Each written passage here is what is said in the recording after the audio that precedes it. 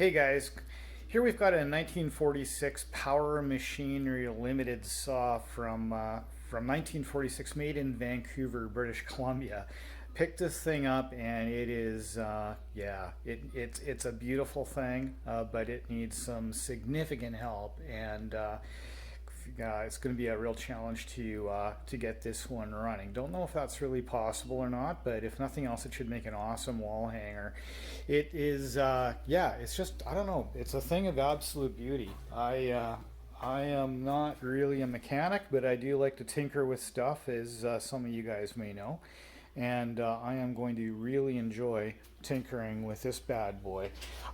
Just trying to get you a good shot of it here. So it does have some significant condition issues, but maybe before we get right into that, maybe I'll just show you the other side of the saw here. I'll just pause the video and show you. Okay, so here we go. Here's the other side of the saw. I'll zoom in on the tag here. So as you can see, Power Machinery Ltd, made in Canada, made in Vancouver, BC. They only made about 6,000 of these saws total. In fact, 5,899 to be precise. And as you can see, the serial number on this one is 3,903.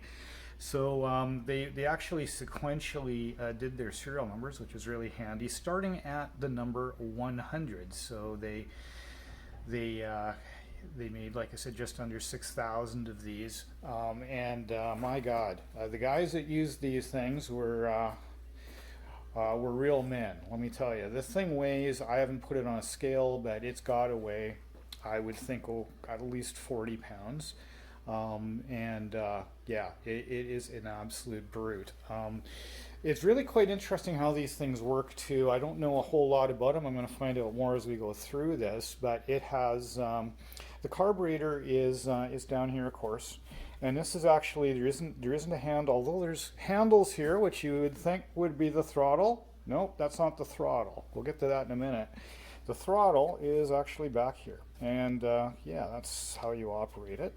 The carburetor, also, the saw can be used in two positions. So the carburetor actually will turn. It's kind of seized at the moment, but it'll actually spin. So it'll actually turn and rotate when you turn the saw on its side to do a side cut. If you're falling a tree or something like that, you need to turn the saw sideways.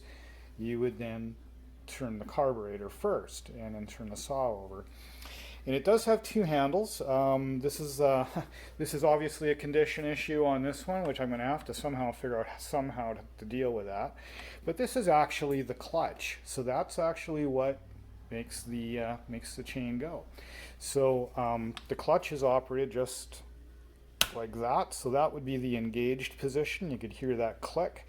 And what that does is that this rod comes down into this housing and operates what I believe to be essentially like a wet clutch, like you'd see in a motorcycle, or at least sort of like that. I haven't got it apart yet. Don't know too much about it, obviously, but that's my understanding. We'll take a look at that when we get in there.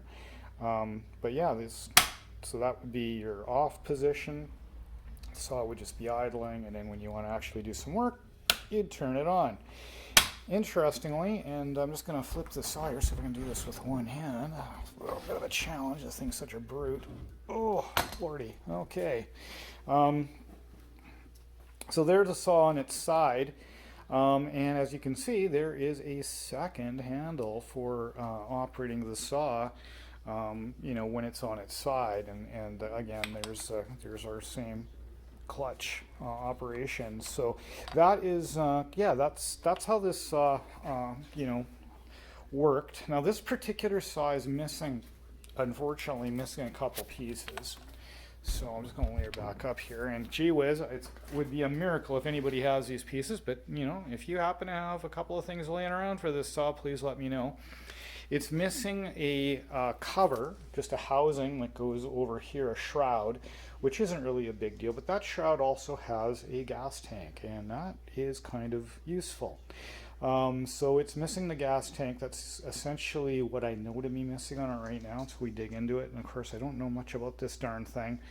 That's what I can tell from right now. So that's it. I mean, this is a crazy piece of Canadiana. I picked this up from a gentleman out in Chilliwack who'd had it for years. I think it might have spent some time on the prairies, is my understanding. But I mean, it's just, you just look at this thing and the stories this thing must have to tell. Uh, there's certain things about this thing I love. I mean, the old hockey tape from God knows when still hanging off the handle here.